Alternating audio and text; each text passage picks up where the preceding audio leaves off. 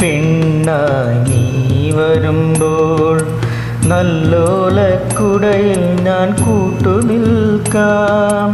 വേലി പെണ്ണായി വരുമ്പോൾ നല്ലോലക്കുടയിൽ ഞാൻ കൂട്ടുനിൽക്കാം. തുളസീതളമായി തിരുമലരടികളിൽ വിനൻ അമ്പലപ്പുഴ ഉണ്ണി കണ്ണനോടു നീ എന്തു പരിഭവം മെല്ലയോതി വന്നുവോ.